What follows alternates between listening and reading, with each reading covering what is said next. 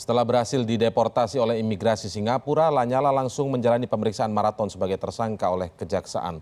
Meski menandatangani berkas acara pemeriksaan, namun Lanyala menolak menjawab pertanyaan substansi penyidik dengan alasan menghormati putusan pra-peradilan yang dimenangkannya. Kemana sebenarnya arah kasus ini sehingga penyidik kejaksaan sampai bertekad untuk terus mengeluarkan sprindik jika kalah di pra-peradilan? Mengapa ini berbarengan dengan rencana Lanyala mundur dari jabatannya sebagai Ketua Umum PSSI? Kami akan membahasnya pada malam hari ini dan sudah melalui sambungan satelit ada Kasih Penkum Kejaksaan Tinggi Jawa Timur Romi Arisyanto dan juga Koordinator ICW Emerson Yunto. Selamat malam Pak Romi dan juga Bung Econ. Selamat malam Mas. Selamat malam. Baik, saya ke Pak Romi terlebih dahulu. Pak Romi, saya menjadi penasaran apa yang menjadi pertimbangan sebenarnya dari Kejaksaan Tinggi Jawa Timur melakukan pemeriksaannya di Jakarta, tepatnya di Kejaksaan Agung. Ya, seperti kita ketahui bahwa tersangka Lanyala kemarin kan telah dilakukan penangkapan ya, dan kemudian dibawa ke Kejaksaan Agung untuk mempercepat daripada proses pemberkasan penyidikan ini.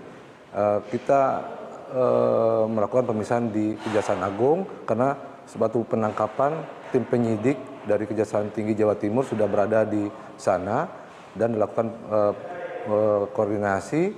Kemudian seandainya tadi malam kita bawa ke Jawa Timur, di sini kan masih perlu koordinasi lagi dengan lapas di sini. Karena kondisi sudah malam, jadi kita kesimpulkan untuk melakukan penahanan di Kejaksaan Agung. Jadi untuk mempercepat, kita melakukan penyidikan di pemeriksaan terhadap tersangka di Kejaksaan Agung.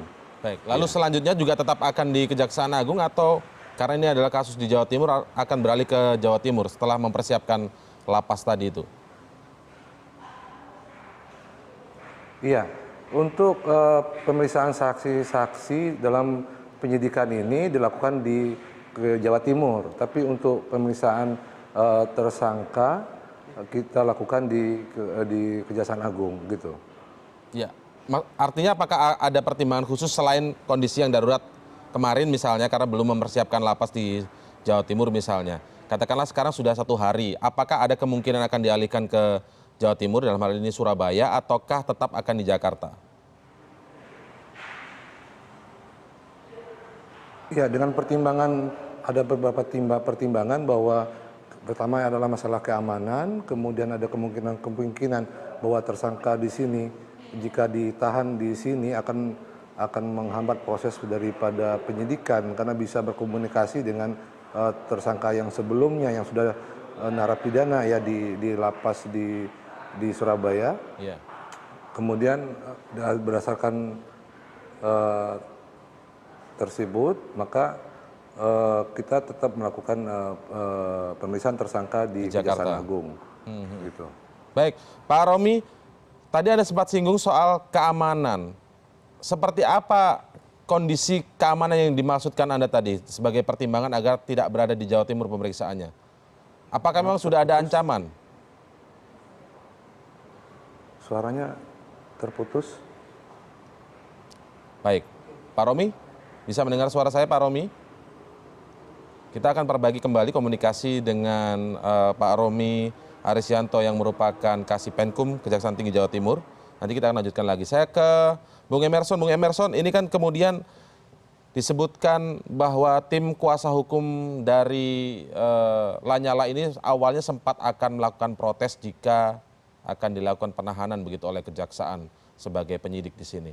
Menurut Anda, apakah memang bisa dari putusan pra-peradilan yang sudah dimenangkan 3 kali itu menjadi alasan bahwa kemudian kejaksaan tidak bisa melakukan penahanan terhadap Lanyala Mataliti?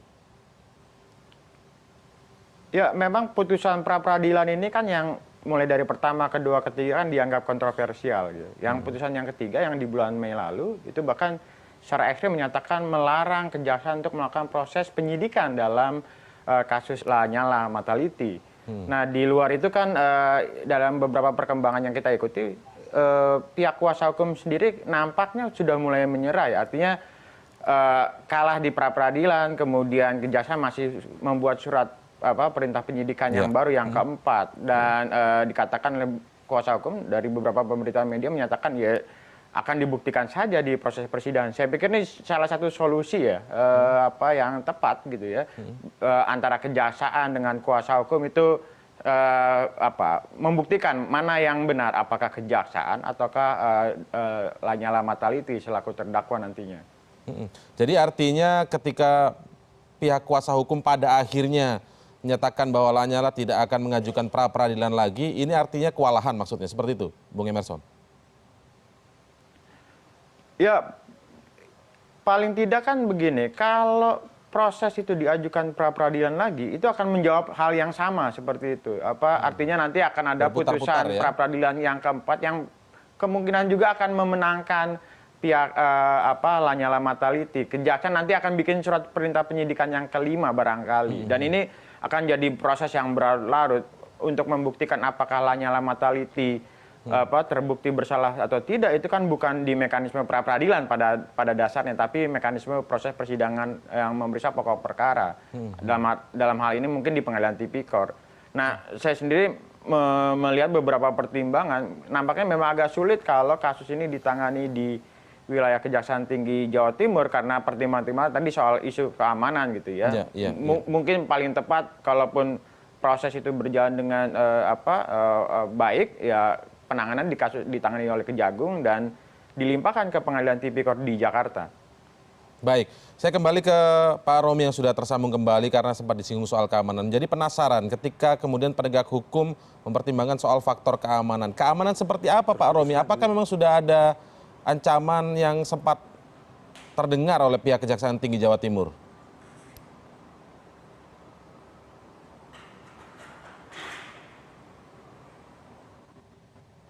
Baik, sayang sekali ya terputus dengan Pak Romi yang merupakan Kasih Penkum. Baik, Bung Emerson sebenarnya mengeluarkan sprindik terus-menerus ketika putusan pra peradilan, katakanlah memang kontroversi, tapi ini kan kemudian menjadi putusan pengadilan sebenarnya. Mengeluarkan terus beberapa kali sprindik itu secara aturannya seperti apa Bung Emerson? Sebenarnya memang tidak ada yang dilanggar gitu ya, soal ketika ada sprindik kemudian muncul putusan pra peradilan membatalkan. Nah, ini memang kejadian pasca putusan Sarpin, ada perluasan soal objek pra peradilan yang membuka ruang bagi ditentukannya sah tidaknya penetapan tersangka seseorang. Dan yang terjadi kan di beberapa kasus itu muncul tuh di kasus yang juga ditangani KPK ketika dikalahkan di tingkat pra peradilan, dibuat sprindik baru atau bahkan yang paling ekstrim sebelum putusan pra peradilan dilimpahkan ke pengadilan. Artinya surat perintah penetapan sah tidaknya sebagai tersangka itu tidak berlaku sama sekali. Nah, memang dari pembacaan kita tidak ada yang keliru soal ini, tapi di beberapa aspek kita harus lihat ini nampak juga dalam pandangan publik ini mencurigakan begitu ngototnya kejaksaan memproses Lanyala Mataliti. Apakah ada ini hanya bicara soal aspek hukum, proses penegakan hukum murni, atau ada penumpang gelap, misalnya soal kepentingan tertentu di balik misalnya kemelut ketua umum PSSI ke depan. Jadi kalau Anda baca, apakah juga ini kemungkinan begitu hanya bertepatan saja bersamaan juga dengan pernyataan bahwa kemungkinan akan mundur begitu sebagai ketua umum PSSI? Apakah ini mungkin terkait atau tidak begitu? Anda sempat membaca itu tidak? Kalau jadi ini fenomenanya agak-agak mirip seperti kasus Nurdin Halid ketika diproses oleh kejaksaan dalam kasus misalnya impor beras gitu ya. Nah, kan pola di PSSI itu kan begitu kayak statuta di PSSI itu kan bicara soal walaupun ditetapkan sebagai tersangka bahkan terpidana gitu masih tetap bisa menjabat gitu. Semua tergantung dari kesepakatan antar pengurus PSSI. Nah, di luar ini kan juga kita mulai melihat misalnya ada upaya misalnya semacam pembekuan yang dilakukan oleh pemerintah terhadap PSSI yang jangan-jangan itu bahwa salah satu cara pemerintah menyelesaikan persoalan di PSSI adalah dengan memproses Lanyala Mataliti. Harapannya adalah Lanyala Mataliti diganti dengan pihak-pihak lain gitu ya, yang mungkin tidak ada masalah soal hukum. Baik, Bung Emerson, kita tahan dulu, nanti kita akan lanjutkan kembali sambil memperbaiki komunikasi tadi dengan Kasipenkum Kejaksaan Tinggi Jawa Timur Romi Arisyanto. Kami masih akan segera kembali mengulas persoalan ini. Tetaplah bersama kami.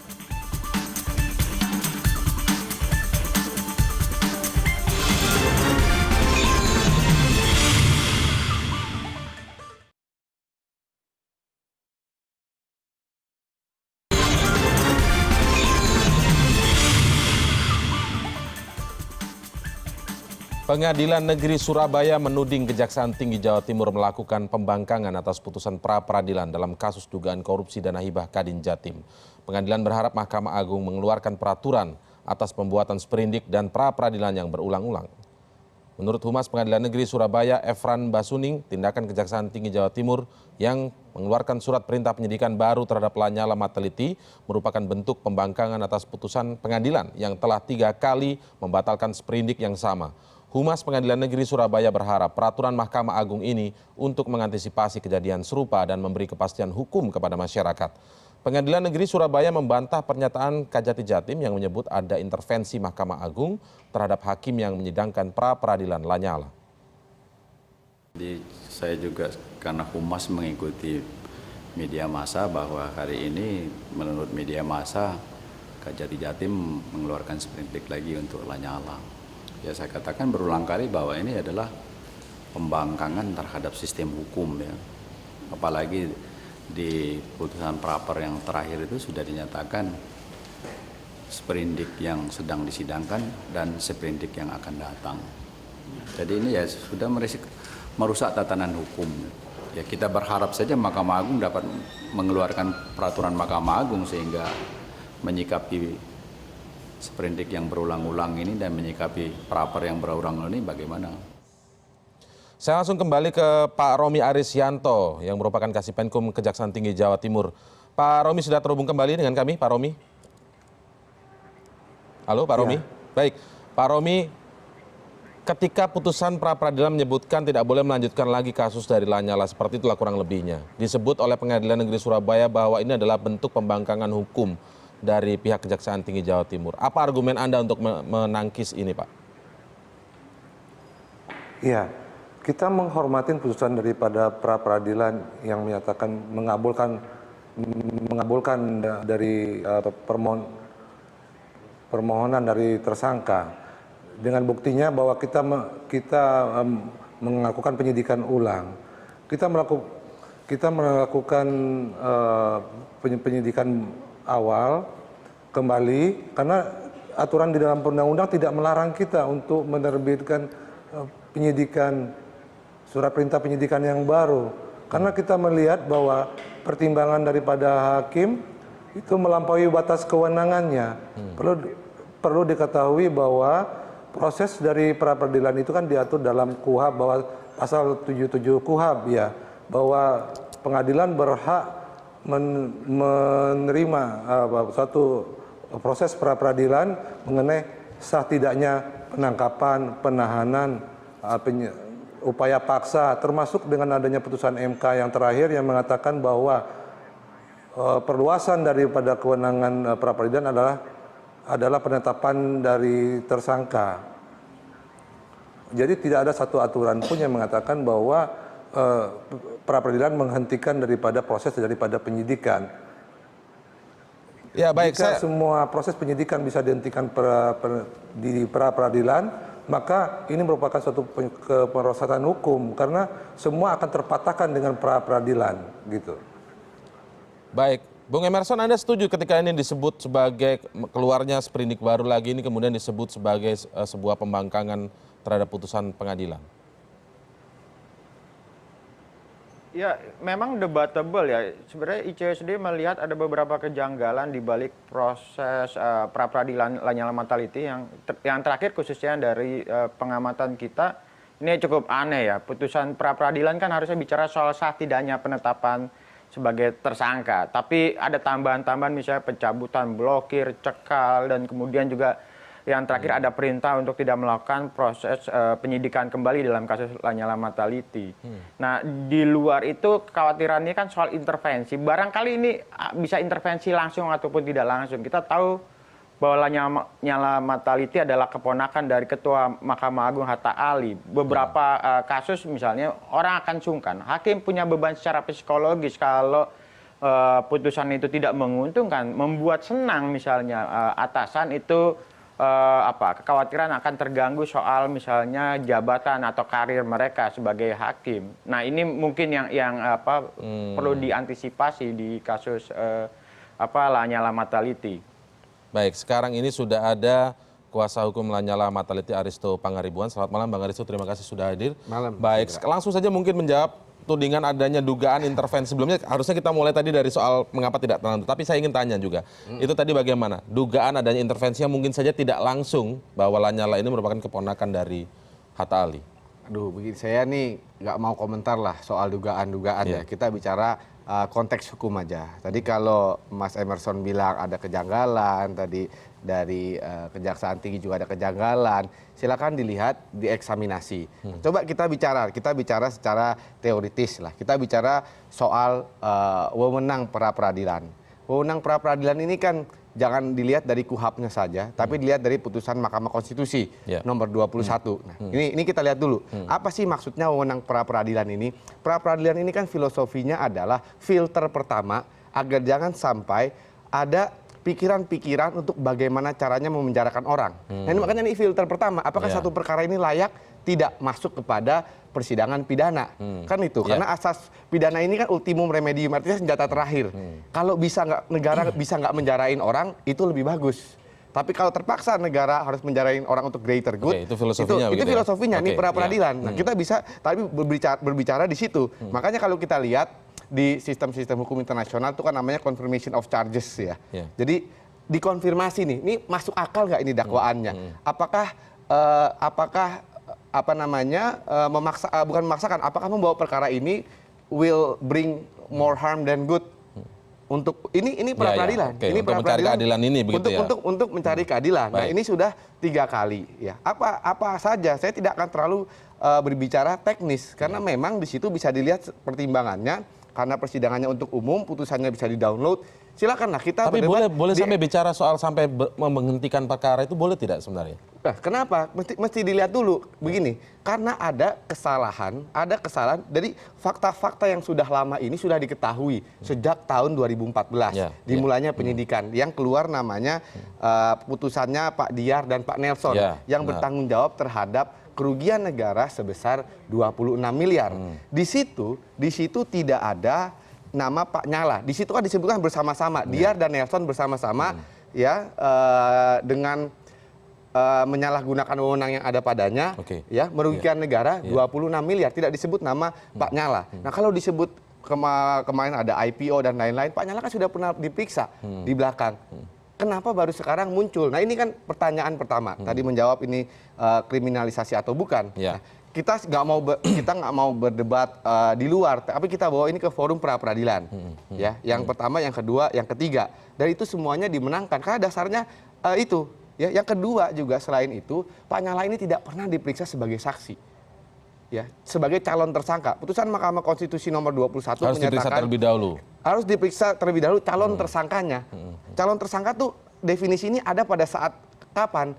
Pada saat penyidikan, bukan pada saat penyelidikan. Saksi itu kan baru ada pada saat penyidikan, karena penyidikan itu kan untuk menentukan ada sudah ada satu kejahatan dan guna menemukan tersangkanya. Betul, ini perdebatan yang terjadi di persidangan kalau kita ikuti. Nah, ini masalahnya itu di situ. Nah, kemudian saya juga jadi kaget. Kemudian kok kita bicaranya keponakan dari Pak Hatta Ali, Ketua Mahkamah Agung. Kok ini melebar menurut Anda ya? Oh, bukan menurut saya. Ini sangat melebar. Ini kita bicara dalam putusan pra peradilan itu disebutkan tadi salah satunya Mas Bung Emerson tadi bilang bahwa kontroversial begitu loh. Yang mana? Yang mana? Enggak, karena saya juga yang mendraft pra peradilan tersebut. Yang mana yang kontroversial? Marilah kita bicara dalam level akademis ya. Kita eksaminasi putusan, tunjukkan kepada saya yang mana levelnya ini kontroversial. Baik. Mungkin karena memang kita ini saya nggak tahu kita tidak terbiasa karena KUHAP kita ini kan sebenarnya menganut apa yang dinamakan dalam teori hukum acara pidana itu adalah crime control model sebenarnya. Bagaimana caranya orang itu masuk penjara bersalah. Saya izinkan saya minta tanggapan dulu dari tadi ada dua ya, kenapa belum pernah diperiksa sebagai saksi atau calon tersangka tapi sudah tetapkan tersangka kan? Ya. Satu itu, dan kedua adalah soal Nanti dikasih kontroversi. tahu Pak Nyalanya udah pergi dulu. Enggak, Pak Nyala tuh panggilan pertama langsung Ini tersangka. jangan main tebakan dulu dong. Loh, bukan, karena ini udah berulang-ulang. Udah Ini dialog berulang-ulang. yang sudah berulang-ulang. Nggak, saya ingin tanyakan, nah kali ini kan di CNN kita buat clear. Bagaimana Iya. Pak Romi sebenarnya ketika sebelum ditetapkan tersangka tetapi kemudian malah sudah ditetapkan jadi tersangka? Sebelum diperiksa, belum menjalani pemeriksaan sebagai Perlu saksi. kita jelaskan dari awal bahwa di dalam surat perintah penyidikan yang umum pertama yang terbit pada 27 Januari 2016, kita belum menetapkan daripada tersangka. Dalam hal ini tersangka yang sebelumnya yaitu Saudara Diar mengajukan pra peradilan terhadap seperindik umum. Dan lalu diputuskan bahwa itu nebis in idem, padahal kita belum ada menentukan tersangka.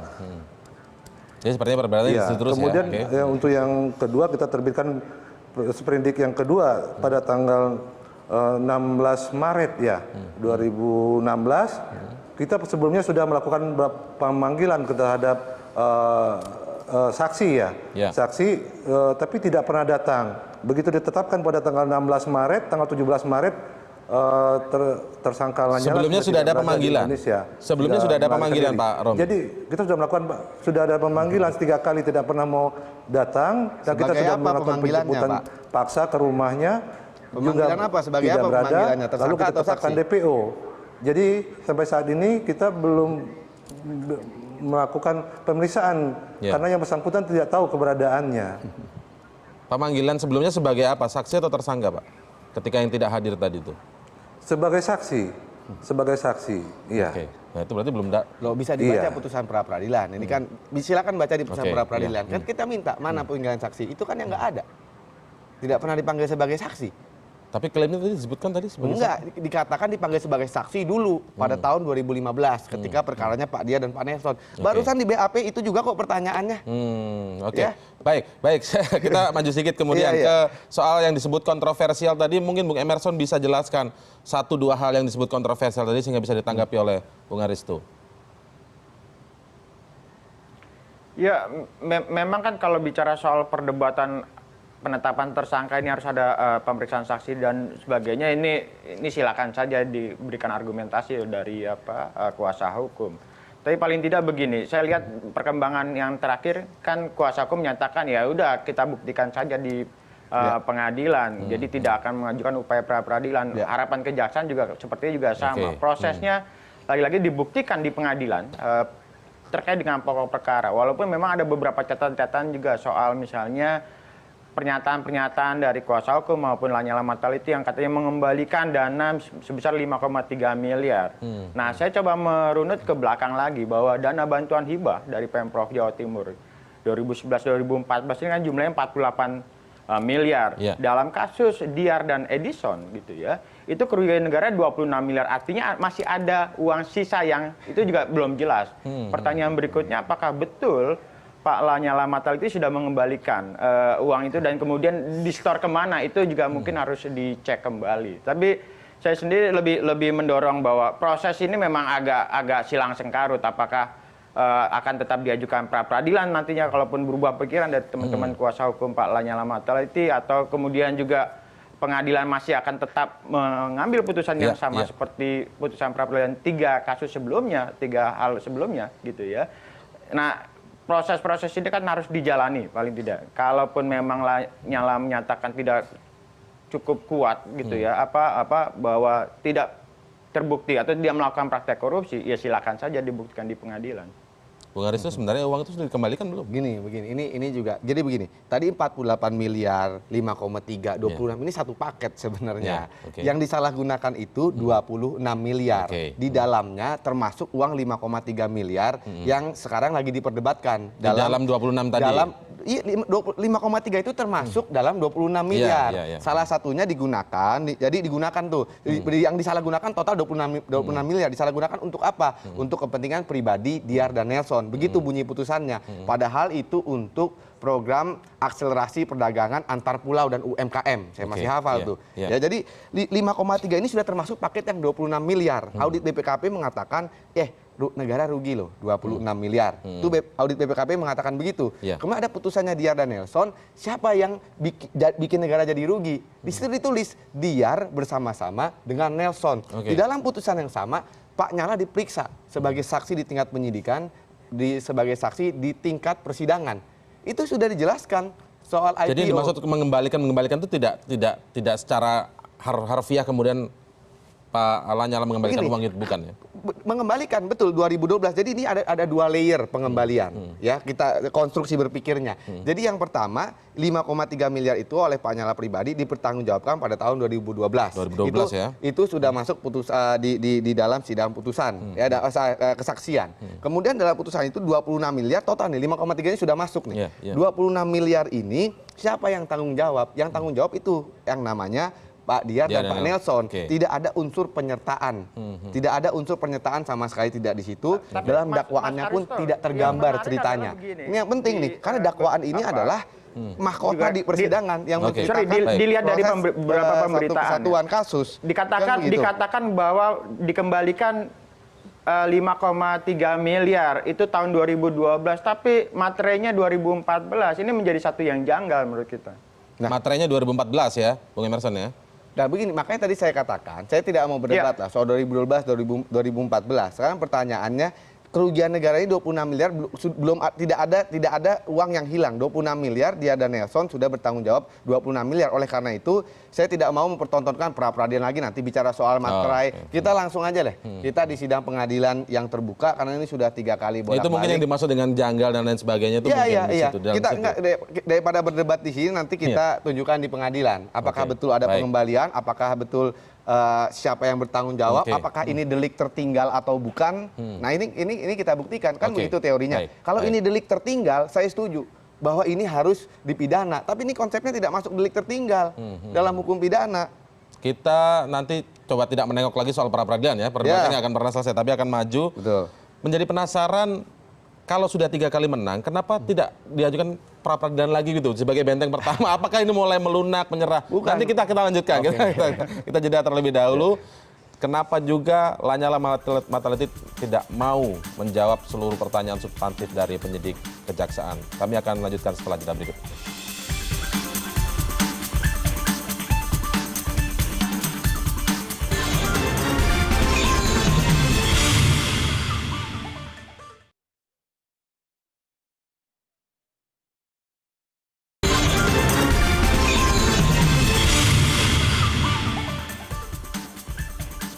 Meski bermodalkan 3 kali menangkan pra-peradilan, tetapi kemudian kali ini setelah dideportasi dari Singapura, malah memilih untuk tidak melanjutkan pra-peradilan. Mulai melunak ini sebenarnya, Bung Aristo, atau bagaimana? Begini, yang namanya dalam suatu proses acara pidana, ini kan negara melawan rakyat sipil. Posisinya nggak seimbang. Ya. Negara melawan rakyat sipil? Iya dong, Pak Nyala ini kan rakyat sipil. Negara ini kan, jaksa ini kan negara. Dia kan state apparatus, dia punya weapon untuk enforcing the law. Jadi misalnya dia bisa nahan orang, bisa nyita orang. Ngeluarin seprindik katanya mau disukuarin 1000 kan. Walaupun kan pernyataan seperti itu kan sangat emosional. Tapi udahlah. Jadi kita sudah, rakyat sipil ini udah pra-peradilan, ya berusaha mengeksersis haknya, tapi toh ternyata keluar terus, tidak dapat ditempuh jalan keadilan. Ini kan tontonan yang sama sekali tidak sehat. Dan ujungnya tadi menimbulkan pertanyaan-pertanyaan sisa. Entah apakah sudah benar dikembalikan, apakah soal materai. Jadi udahlah, kita maju aja. Saya bilang sama Pak Nyala juga, Pak, sudahlah kita hadapin. Ya, kalau kita benar, ya kita tunjukkan bahwa kita benar. Persidangan ini terbuka untuk publik, saksi-saksi bisa nanti diperiksa. Ya mudah-mudahan hasilnya baik ya. Jadi kita sudahilah perdebatan. Waduh, materainya 2014. Kalau memang kemudian, itu pertanyaan sisa menurut Anda ya? Iya, pertanyaan sisa ya. Bukan menurut saya, tadi ditanyain juga sama Mas Emerson, sama dari Kajati, siapa dari Kajati? Iya, Pak Romi. Pak Romi, iya. Baik, yang menjadi menarik begini, ketika kemudian Oke, lanjutkan saja di pengadilan, bukan di pra-peradilan, tapi langsung masuk ke pengadilan begitu. Pertanyaannya kenapa kemudian saat diperiksa tadi pagi begitu, dari 19 pertanyaan itu tidak dijawab pertanyaan-pertanyaan yang di luar soal identitas diri? Kenapa? Kenapa? Karena demikian? begini, ada 3 putusan pra-peradilan. Ya tadi yang nomor 11, Berarti nomor masih 19. melihat pra-peradilan lagi dong? Loh, itu kan putusan hakim itu kan harus dianggap betul sebelum ada yang membatalkannya. Itu kan prinsip hukum. Ya, bukan kita lihat ke belakang, tapi memang itu putusan yang harus dianggap betul. Ya, itu kan asas. Kalau belum ada yang membatalkan, maka itu harus dianggap benar. Tapi Nah, kalau artinya- sepakat untuk melimpahkan ke pengadilan, berarti kan juga melanggar. Nah, enggak, ini ada putusan itu. berbeda. Jadi yang alat bukti kan ada 5. Salah satunya kan BAP itu kan untuk alat bukti keterangan tersangka. Tersangka itu kan punya the right to remain silent. Oke, Ya. iya. Itu kan Itu ada haknya, itu oke. hak asasi. Oke. Kita gunakan hak itu. Kenapa? Kenapa kita gunakan hak itu? Karena kita bingung sebenarnya. Ini ada eksekutif, ada yudikatif. Eksekutif terus maksa, yudikatif bilang penetapan tersangkanya tidak sah. Maka buat kita warga negara, kita lihat kekuasaan yudikatif lah sebenarnya yang berperan. Tapi ya Baik, udahlah, iya. karena eksekutifnya pikirannya adalah pidana itu primum remedium, yaitu bagaimana caranya memenjarakan orang. Oke lah, tapi saya akan gunakan saya untuk right to remain silent. Karena kalau saya jawab semua, maka sama saja saya tidak menghargai putusan pra-peradilan. Baik, Padahal baik, itu iya. kita yang propose. Ya walaupun kepada demikian, tapi pengadilan. ketika meminta segera limpahkan saja itu, kalau tidak salah Pak Fahmi Bahmid yang mengatakan kami minta kasus ini segera dilimpahkan ke pengadilan. Itu kutipan yang langsung diambil, dikutip begitu. Berarti kan juga sama saja tidak menghormati putusan pra-peradilan, bukan soal remain silent tadi. Loh, sekarang Mas, kalau Mas Indra di posisi Pak Nyala, bagaimana caranya? Mau menang pra-peradilan 3 kali dikeluarkan. Bahkan Kepala Kejaksaan sudah katakan bahwa 1000 sprindik, 1000 putusan pra-peradilan, Ya, dikejar terus begitu ya. sprindik akan saya kejar terus. Ya mau gimana? Mereka ini kan, Kejaksaan ini kan penguasa, state apparatus. Ya, yudikatif nggak didengarkan kan? Baik, Sekarang ada perang ada perang komentar kan antara Mahkamah Agung dengan Kejaksaan soal Malah jadi antar institusi soal, ini ya? Oke lah, pokoknya kalau memang harus masuk ke pengadilan, pertanyaan-pertanyaan tersisa, bolehlah kita hadapi ini, kita kumpulkan bukti-bukti. Ya, tadi saya katakan, mudah-mudahan baik. hasilnya baik dan mudah-mudahan ini cepat selesai. Baik, oke. Ya. Baik, saya ke Pak Romi. Pak Romi, katakanlah tidak memberikan jawaban dari pertanyaan-pertanyaan penyidik begitu Pak Romi. Ini apakah posisinya nanti justru akan merugikan Lanyala sendiri atau bagaimana? Ya, kita menyayangkan sekali bahwa Pak Lanyala dalam hal ini tidak memberikan jawaban.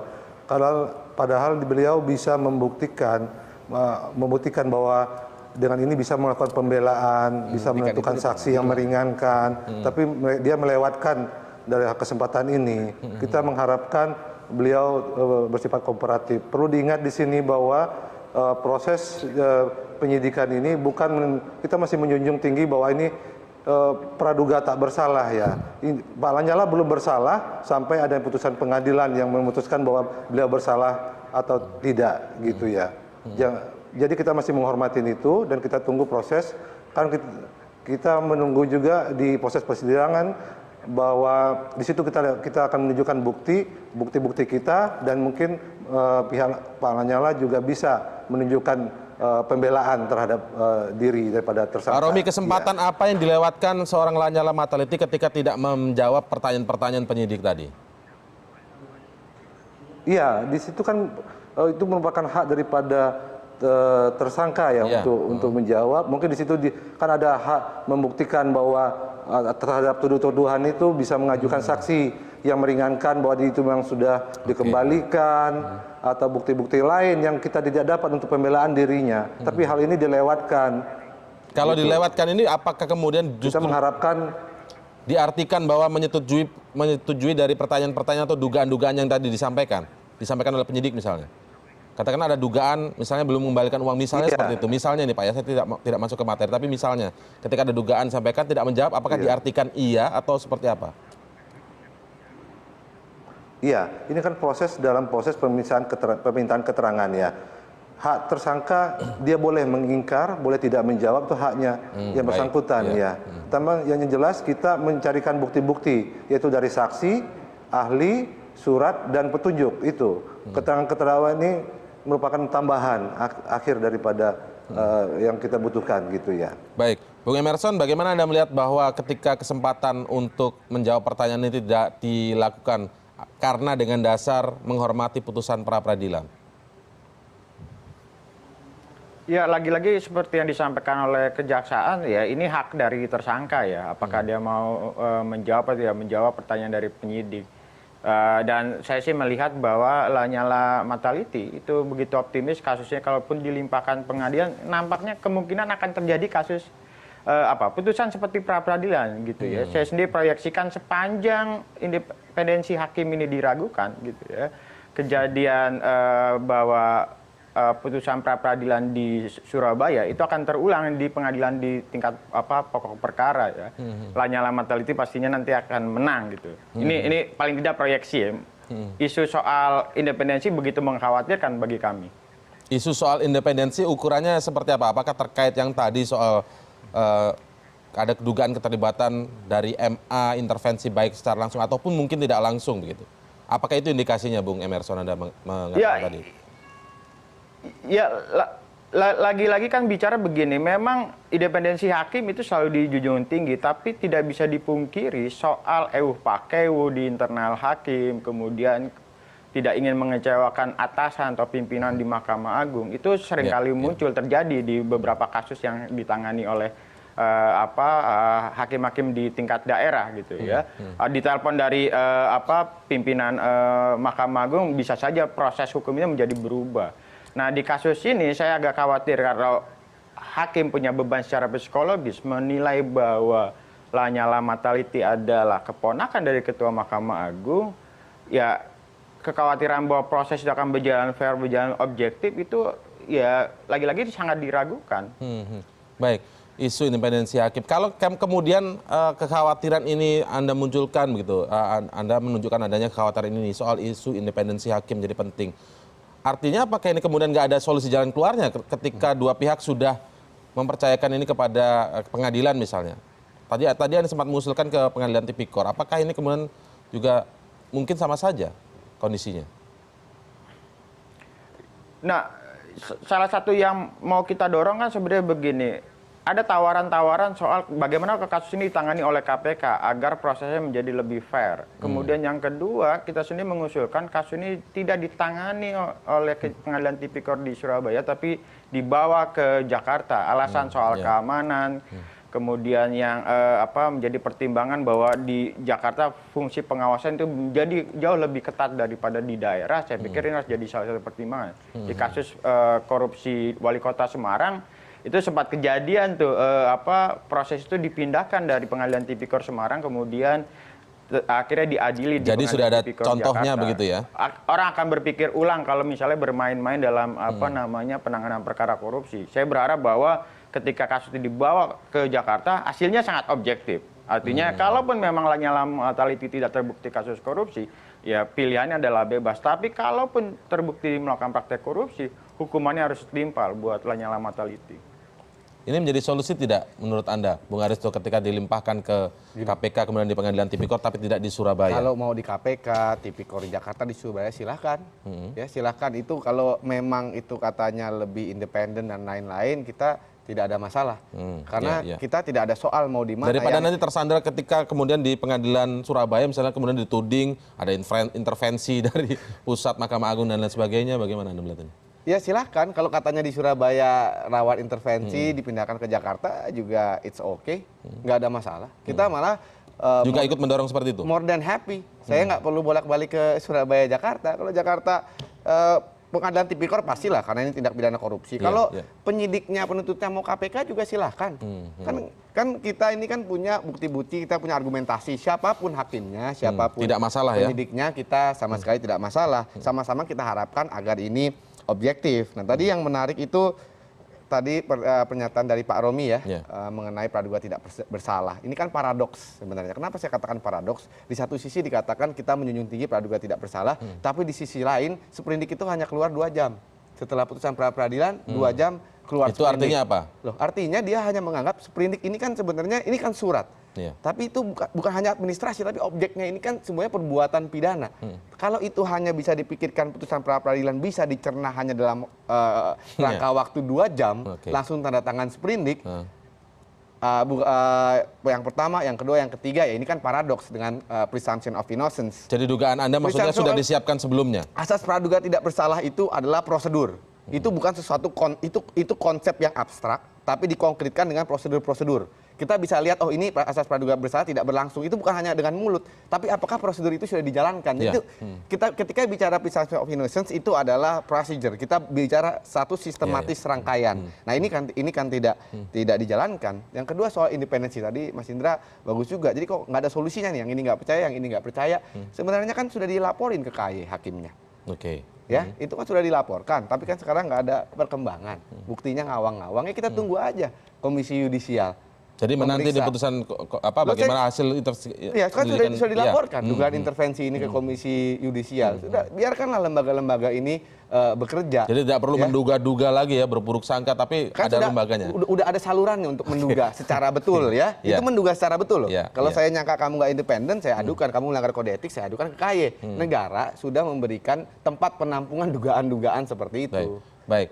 Saya ingin mendapatkan tanggapan dari Pak Romi soal paradoks tadi. Benarkah kemudian ketika menyatakan praduga tak bersalah begitu Pak Romi, tapi di sisi lain juga tiba-tiba sudah menyiapkan sprindik 2 jam setelah putusan dari pra peradilan, ada dugaan mungkin sudah disiapkan sebelumnya. Jadi memang sudah niat sebenarnya untuk menjerat walaupun kalau kalah keluar terus sprindik terus begitu. Jadi bukan lagi praduga tak bersalah tapi mengincar jatuhnya begitu Pak. Bagaimana tanggapan Pak Romi? Ya, ini kita jelaskan di sini bahwa ini murni dari penegakan hukum ya. Kita tidak mau dipatahkan dengan pra peradilan. Perlu diingat bahwa pra peradilan itu merupakan menetapkan sah tidaknya suatu penetapan dari tersangka, bukan ke pokok perkaranya. Jadi kita berkomitmen bahwa ini suatu saat apabila patah di pra peradilan, Ya. itu kan buat apa dibuat peradilan tipikor. Nanti semua perkara korupsi nanti terputus di pra peradilan, gitu. Jadi kita uji kebenaran pokok daripada perkara ini di sidang tipikor. Baik, tadi ada usul bahwa bagaimana kalau kemudian KPK mengambil alih kasus ini Pak, agar kemudian tidak ada dugaan-dugaan seperti yang disampaikan oleh Bung Emerson tadi, akan lebih netral begitu sehingga lebih objektif tadi bahasanya. Kita akan lanjutkan kembali Pak ya, nanti kita akan masih membahas tentang hal ini. Tetaplah bersama kami di CNN Indonesia Prime News.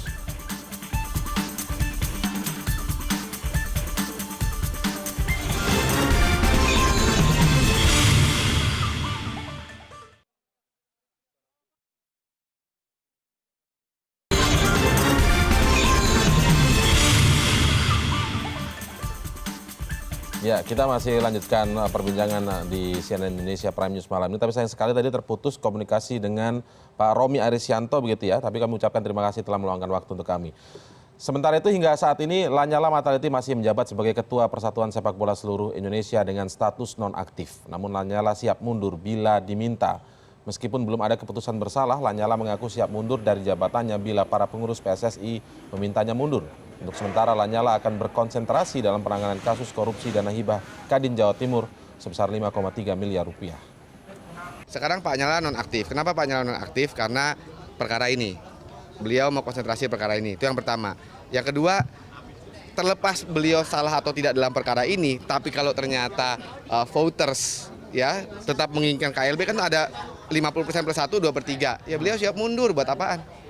Kalau memang dia pun nggak bersalah di sini, tapi 2/3 orang bila nggak suka dia mimpin, dia siap mundur. Pernyataan-pernyataan sebelumnya ini kan tidak pernah muncul sebelum ini begitu. Apakah ini sudah mulai udah ajukan ke pengadilan begitu, tapi kita juga nanti ini siap mundur. Dugaan di masyarakat begitu. Bung Aris, dugaan di masyarakat benar-benar begitu pandangannya. Kalau misalnya Pak Lanyala mundur dari ini untuk KLB begitu, maka kasusnya akan selesai, benar begitu nggak? Yang ada tanggapan, ada benang merah Nggak seperti tahu itu? saya hak orang untuk menduga. Tapi Ya. yang pasti Bung Aris itu kan ada di struktur PSSI juga begitu kan. Jadi kan ya, sebenarnya nggak, gimana di dalam makanya saya kondisinya? bisa katakan yang pasti, Ya. kalau masyarakat ngomong begitu, Baik. saya nggak bisa, itu hak, itu kan hak orang untuk memberikan pendapatnya. Tapi yang pasti begini, ini ada dua hal yang berbeda. Ada sebenarnya dua hal yang berbeda. Perkara Pak Nyala ini kan sebagai Kadin dan PSSI ini kan dua hal yang berbeda. Tapi Oke. memang harus diakui konsentrasinya ini kan Pak Nyala ini terpecah ya dengan perkara ini. Ya. Oleh karena itu Pak Nyala memberikan mandat kepada wakil ketua umumnya ya untuk memimpin PSSI. Pak Nyala statusnya nonaktif. Nah sekarang desakan KLB bergulir. Ini Baik, berjalan. Persidangan ini kan berjalan. Nah persidangan berjalan salah atau tidak salah kan KLB tetap bisa jalan karena PSSI ini kan milik anggotanya. Iya, iya. Ya, kalau Pemilik terpenuhi suaranya kongres di situ luar ya. biasanya, bukan hanya pemilik suara. PSSI itu punya 777 anggota, 108 pemilik suara. Iya. 2/3 dari 108 minta KLB atau 50% per 1 dari 777 minta KLB, jalan Pak Nyala salah atau enggak. Pak Nyala pada posisi Jadi bukan pada posisi kemudian bisa mau mundur atau tidak mundur tergantung Lanyala, bukan seperti itu ya? bukan berarti? seperti itu. PSSI kan bukan punyanya Pak Nyala, punya pengurusnya. Nah, Jadi- sekarang kalau misalnya kita mau mimpin, tapi yang dipimpin nggak Nggak sudi mau. dipimpin, buat Iya. apa? Iya, iya. Saya bilang Pak Nyala buat apa? Pak Nyala juga setuju. Oke. Dia makanya siap mundur kalau memang. Jadi boleh kita garis bawahi bahwa ini tidak ada hubungannya KLB, PSSI dan sebagainya dengan kasus Lanyala Mataliti. Mudah-mudahan tidak ada hubungan. Mudah-mudahan. Makanya kita kemudian tanyakan karena mudah-mudahan tadi itu, jadi ada hubungannya atau tidak ada hubungannya sebenarnya? Mudah-mudahan Bung Mas Aristo. Indra. Mudah-mudahan nggak ada hubungannya. Kan Tergantung saya bilang siapa terpisah. mudah-mudahan ini? Tergantung apa? Pemerintah? Tergantung. Ya nggak tahu, yang pasti kan PSSI nggak punya kuasa. Oke, baik. Sekarang kita kembali lagi ke frame hukumnya ya begitu ya. Karena ini muncul begitu, saya harus klarifikasi ke Bung Aristo. Saya kembali ke Pak Romi, tadi sudah tersambung kembali dari Kejaksaan Tinggi Jawa Timur. Pak Romi, bisa mendengar suara saya Pak Romi ya? Iya.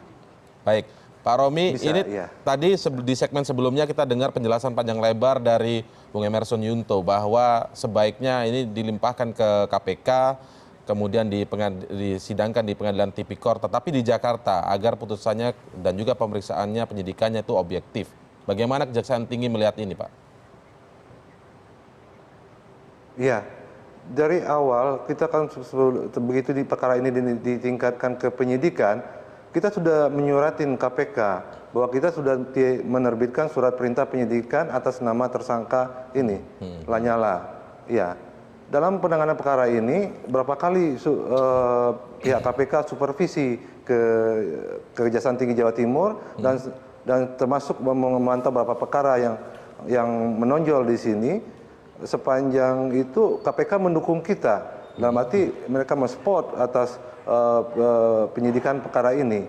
Jadi terakhir pihak KPK mengatakan bahwa proses ini tetap diserahkan ke Kejaksaan Tinggi Jawa Timur. KPK sudah menyatakan seperti itu? Jadi iya, pada saat supervisi ke sini, iya. Nah, kalau seandainya ini pun nanti pihak KPK ingin mengambil alih, ya tentu itu koordinasi antara pimpinan ya, karena kita ada MOU di antara KPK, Polri dan Kejaksaan terhadap penyidikan perkara tindak pidana korupsi. Karena semua tindakan dari penyidikan dan Kejaksaan itu kita tembuskan ke pihak kepolisian dan pihak KPK. Baik. Jadi artinya sudah ada pernyataannya, saya garis bawahi lagi, sudah ada pernyataan dari KPK bahwa sebaiknya tetap ditangani oleh Kejaksaan Tinggi Jawa Timur. Iya, pada saat supervisi di awal tahun kemarin, ya. Baik, Bung Emerson, bagaimana nih ketika Anda mendorong seperti itu, tetapi KPK-nya disebutkan tadi sudah tetap menyerahkan ke Kejaksaan Tinggi Jawa Timur? Ya kan proses terhadap Lanyala kan masih berjalan ya, bisa cepat bisa juga panjang. Dan dalam mekanisme supervisi yang dilakukan oleh KPK, KPK sewaktu-waktu bisa mengambil alih kasus yang ditangani oleh penegak hukum lain, dalam hal ini kejaksaan, bila contoh misalnya ada intervensi dalam penanganan perkara korupsi, ada upaya untuk melindungi pelaku korupsi sesungguhnya, ada beberapa kriteria atau proses ini menjadi berlarut-larut. Nah, supervisi yang dilakukan oleh KPK ini harapan kita adalah membuat proses ini menjadi lebih objektif gitu ya. Kalau memang ada bukti-bukti yang cukup sangat kuat, ya segera limpahkan ke Pengadilan Tipikor, walaupun saya rekomendasikan Pengadilan Tipikornya Pengadilan Tipikor Jakarta. Oke, baik. Sebagai pesan Anda, misalnya Anda mengamati dari luar, tidak berada di antara satu pihak ini begitu, Bung Emerson. Bagaimana Anda menilai agar permasalahan ini kemudian benar-benar terungkap substansi hukumnya? Apakah yang benar Lanyala bersalah atau tidak, tetapi tidak ada irisan-irisan pandangan opini yang kemudian berkembang bahwa ini kemudian adalah keluarga dari Mahkamah Agung, ini adalah kaitannya dengan PSSI ini dan tapi murni memang kemurnian penegakan hukum ini sendiri. Apa saran Anda kepada dua pihak ini? Ya, persoalannya dilematis ya. Pertama misalnya untuk institusi kejaksaan kita agak ragu kenapa karena misalnya jaksa agungnya berasal dari politisi. Kemudian kedua kalau pengadilan kasus ini akan mengadili keponakan dari ketua Mahkamah Agung. Nah yang ketiga soal PSSI sendiri isinya kan sejumlah partai politisi kan itu duduk sebagai pengurus PSSI. Saya sendiri sudah hopeless sejak lama dengan PSSI mau baik buruk ya silakan saja di kasus yang serupa misalnya di kasus Nurdin Halid, bagaimana seorang Nurdin Halid dihukum penjara oleh pengadilan tipikor masih bisa memimpin PSSI. Jadi itu di yang balik hopelessnya itu masih ada sangat dilematis gitu. Jadi sangat dilematis. Jadi di balik hopeless itu Anda masih punya harapan tidak? Katakanlah ya hopeless berarti tidak punya harapan ya. Tetapi apakah ini masih bisa dicari jalan keluarnya bahwa nanti opini tidak akan berkembang kemana-mana?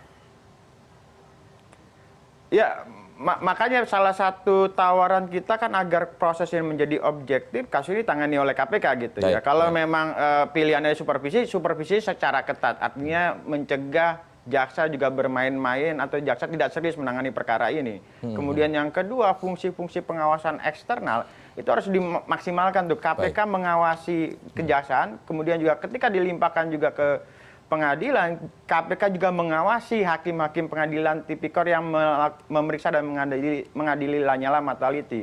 Pengalaman di beberapa kasus yang terakhir kasus di Bengkulu, bagaimana hakim hanya gara-gara uang 670 juta atau hampir 700 juta itu menggadaikan independensi hakim untuk membebaskan terdakwa kasus korupsi. Kita berharap bahwa kejadian ini tidak misalnya muncul kembali untuk hakim pengadilan tipikor ya. Baik.